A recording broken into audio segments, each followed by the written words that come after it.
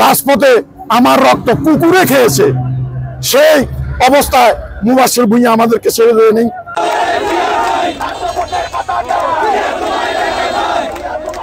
তৃণমূলে হৃদয়ে রক্তক্ষরণ হয়েছে।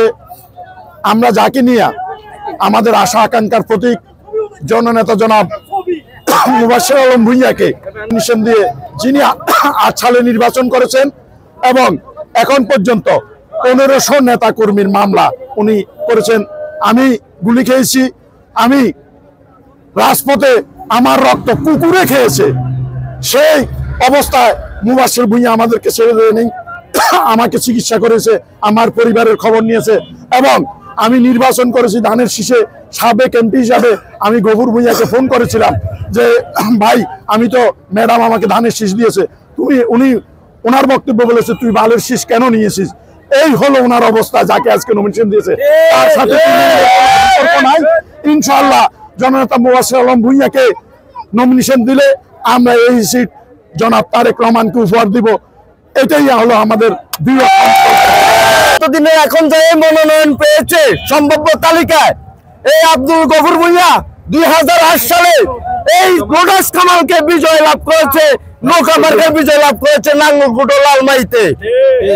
আপনারা জানেন, আমি আমাদের ভারপ্রাপ্ত চেয়ারম্যান তারেক রহমানের কাছে একটি জিনিস জানতে চাই, যারা এই কুমিল্লাতে এখন যে চিন্ডিকেটের রাজনীতি শুরু হয়েছে তারা বিগত ১৭ বছর কোথায় ছিল সেই কি দেখাতে পারবে?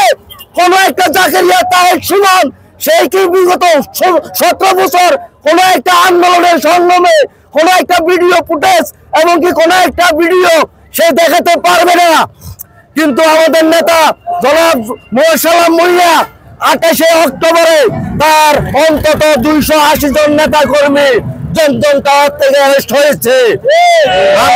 আমরা সেখানে অন্তত সকাল ১০টা বাজে ওইখানে আপনারা দেখেছেন, ওইখানে এই পুলিশ ব্যারিকেড দিয়েছে। সকাল 10টার সময় এই মুবাশির আলম ভূঁইয়ার নেতা কর্মীরা ২৮ অক্টোবরে নয়া পল্টনে ব্যারিকেড ভেঙেছিল এবং যে হট্টগোল শুরু হয়েছিল সেটা জমজম টাওয়ার কাকতাল মোড় থেকে শুরু হয়েছিল, আর সেটা শুরু হয়েছিল একমাত্র মুবাশির আলম ভূঁইয়ার নির্দেশে সেটা শুরু হয়েছিল। আমরা চাই অতি শীঘ্রই দলের ভারপ্রাপ্ত চেয়ারম্যান জনাব তারেক রহমান এবং দলের হাইকমান্ডে যারা আছে তারা অতি শীঘ্রই নাঙ্গলকোট ১০ নির্বাচনীয় ১০ আসন তথা লালমাই এটার সম্বন্ধে ওনারা অতি শীঘ্রই একটা সঠিক ডিসিশন নেবে। আমাদের শ্রদ্ধেয় মাননীয় তারেক রহমান সাহেব, আমি খালেদা জিয়ার প্রতি আমার শ্রদ্ধা এবং মরহুম জিয়া রহমানের মাগফিরাত কামনা করি।